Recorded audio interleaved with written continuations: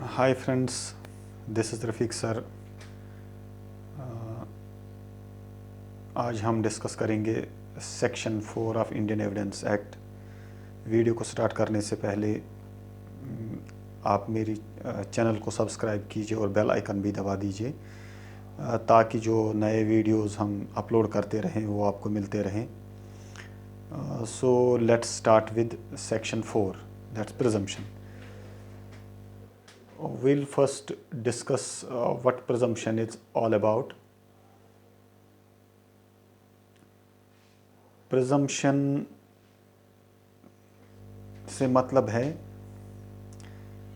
किसी चीज़ से कोई इन्फ्रेंस निकालना।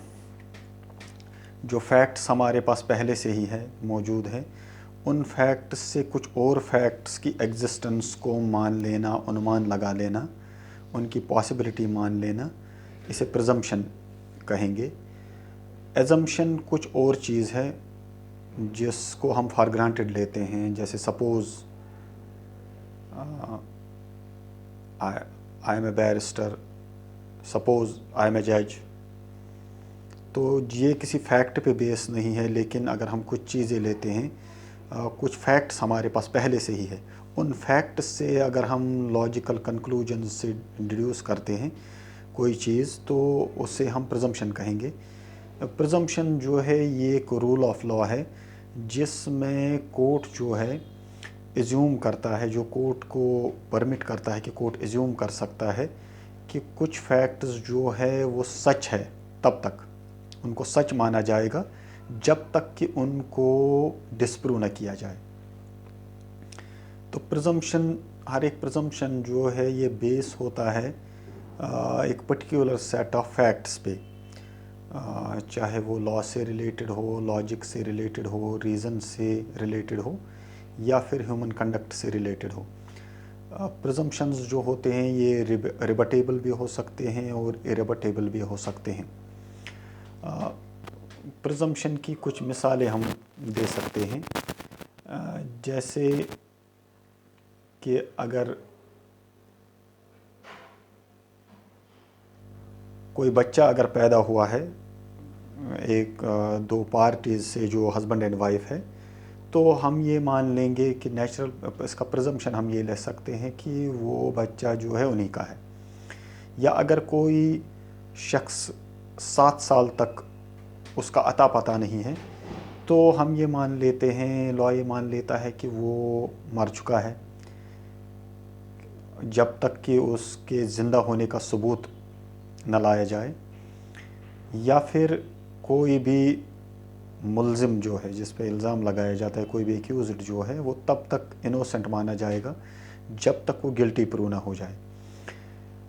या फिर अगर रात हुई है तो दिन होगा, अगर दिन आया है तो इसके बाद रात भी आ जाएगी। सेक्शन 4 जो है ये डील करता है प्रिजम्पशन से। ये इसकी बेयर एक्ट रीडिंग जो है वो हम पढ़ते हैं। सबसे पहले ये बात करता है मे प्रिज्यूम की। Whenever it is provided by this act that the court may presume a fact, it may either regard such fact as proved unless and until it is disproved, or may be call for proof of it.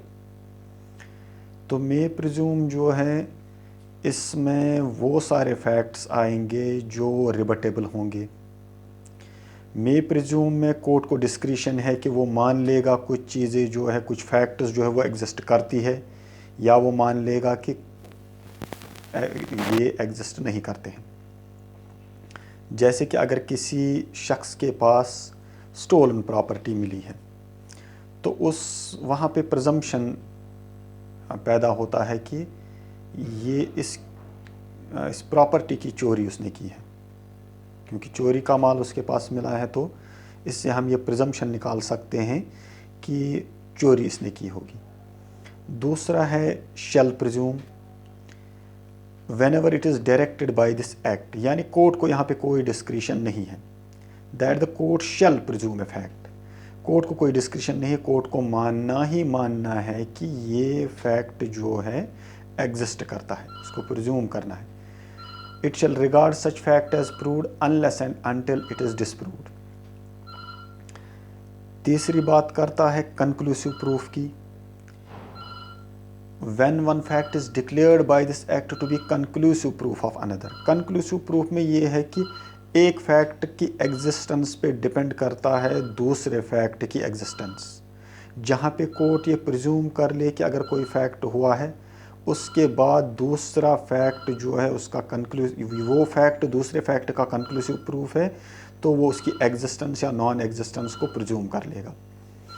The court shall on proof of the one fact regard the other as proved. दूसरे फैक्ट को मान लेगा कि ये prove हो चुका है, उसके लिए एविडेंस लाने की ज़रूरत नहीं है फिर। And shall not allow evidence to be given for the purpose of disproving it. पहला वाला जो हमने डिस्कस किया, मे प्रिज्यूम।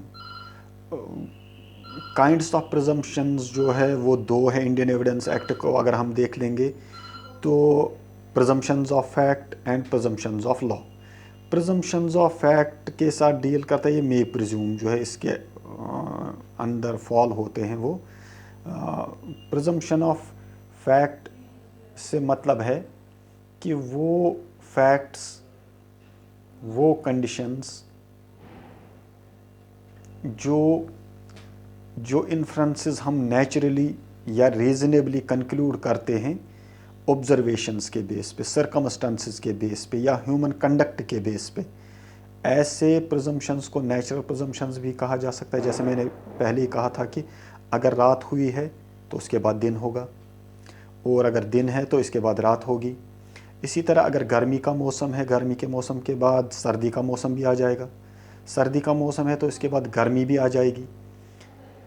अगर कोई पैदा हुआ है तो वो मरेगा भी, उसकी डेथ होगी। अगर कोई पैदा ही नहीं हुआ है तो उसकी डेथ तो होगी ही नहीं, अगर कोई पैदा हुआ है तो उसकी डेथ होगी। ये सारे नेचुरल कंडीशंस हैं। इसी तरह अगर चोरी की कोई प्रॉपर्टी किसी के पास मिली है